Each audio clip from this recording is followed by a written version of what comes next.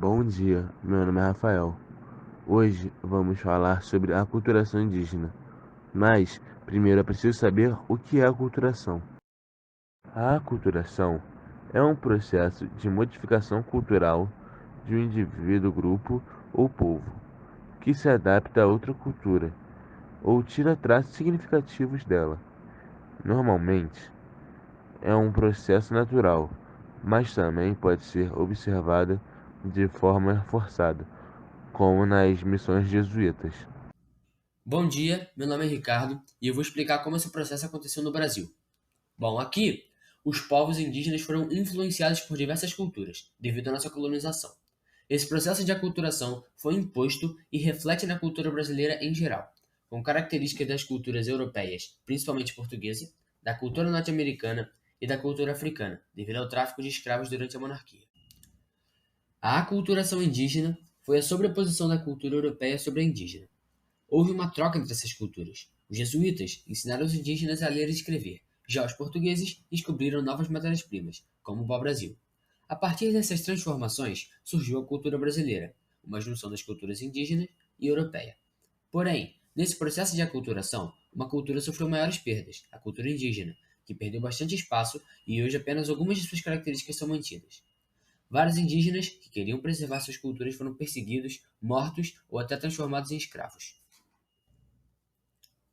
Alguns fatores, tais como a colonização europeia, que levou a um fenômeno de aculturação com a imposição da língua, da administração, dos costumes dos colonizadores, com a miscigenação e com a difusão do cristianismo, junto à vinda dos escravos para o Brasil, colaboraram para esse processo. Olá, meu nome é Henrique e eu vou falar um pouquinho da influência portuguesa. Os portugueses tiveram muita influência na cultura brasileira, afinal, eles foram nossos principais colonizadores. Com eles, os indígenas tiveram o primeiro contato com as missões, que eram aldeias indígenas forçadas a aprender o cristianismo. Essa influência teve grande impacto na cultura indígena, além do trabalho escravo para a extração do pau-brasil e, posteriormente, minérios preciosos. Isso acarretou em uma aculturação forçada que danificou a cultura que os indígenas já possuíam. Além da influência portuguesa, também tivemos a influência dos escravos africanos, que vieram para o Brasil devido às plantações de cana-de-açúcar da época, na qual os escravos já haviam experiência quando trabalharam nas ilhas portuguesas. Os indígenas pararam de ser escravizados majoritariamente. Os africanos transmitiram um pouco da cultura deles para os povos brasileiros, já que tiveram um pouco de contato, assim influenciando ainda mais a cultura indígena, só que dessa vez sem obstruir os hábitos que ali ainda restavam. Apesar da perda de parte da cultura indígena, esta ainda deve ser passada adiante. Por isso, é importante o ensino sobre os costumes e a cultura indígena.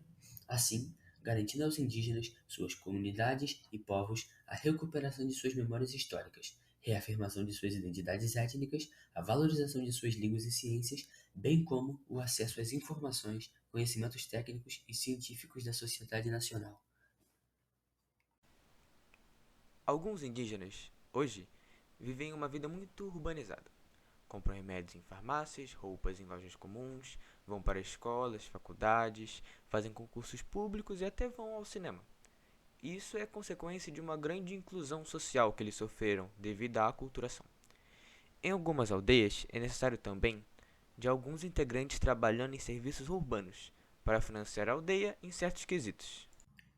A aculturação em geral teve seus pontos positivos e negativos. Com ela, hoje já conhecemos muito da cultura indígena, que também está bastante presente na sociedade. Porém, diversos hábitos, costumes e vivências foram perdidos, por grande parte da nossa colonização exploradora.